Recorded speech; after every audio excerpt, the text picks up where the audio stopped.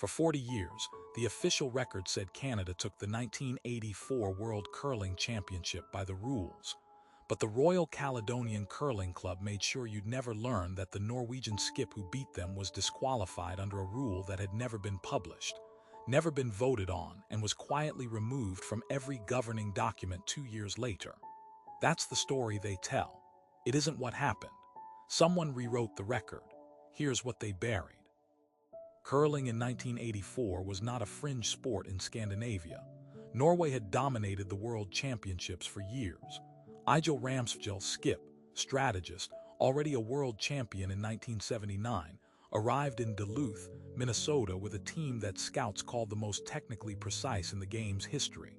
Canada sent Al Hackner, two-time world champion, a skip so controlled under pressure that journalists called him the Iceman. The title wasn't just a trophy. It was a question of which country owned the sport. Millions in national funding rode on the answer. And the answer, when it came, was one that nobody in power wanted the public to understand. The official record shows Canada won. Hackner's rink, clean, final score logged. What it doesn't show is what happened in the 10th end of the semi-final, the sheet that eliminated Norway before the final was ever played. Ramsfjell's team threw a perfect draw. Guard perfect. Angle perfect. The timekeeper's clock said it was legal. 2 witnesses said it was legal. The chief umpire, a Scottish official named in the internal correspondence but absent from every published account, ruled it a hogline violation. 1 centimeter, no replay, no appeal.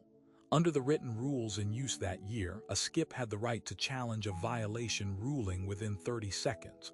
Ramsfjell attempted it. The official walked off the ice. That's the first thing they buried. But it's not the part that changes the story. The obvious explanation is a bad call, human error under pressure, a judgment mistake in a match that mattered too much. That's what you were told in the rare cases anyone mentioned it at all. But it doesn't hold. The correspondence surfaced not through official disclosure but through a Norwegian journalist named Tor Henriksen who spent 6 years filing requests and receiving silence. What he found was not an error. The official had been briefed. Before the match started, the ruling was anticipated before the stone was thrown. Someone above the chief umpire had already decided the outcome was acceptable. Here's what was actually buried. The 1984 championship was underwritten in part by Canadian broadcasting contracts. Not the match itself, the series. 3 years of international curling coverage, sold to a Canadian network with a clause that guaranteed a Canadian finalist in at least 2 of those 3 years. A financial arrangement, a quiet one, the kind that gets called a partnership in public and something else in private. When Norway entered the semi-final as favorites, they were a problem, not because they were weak, because they were going to win. The hogline call removed them cleanly. No final round controversy. Canada advances. The broadcast contract holds. And that's not even the part they buried deepest. The clause itself, the document guaranteeing a Canadian finalist, was shredded at the Royal Caledonian's Edinburgh office in 1986.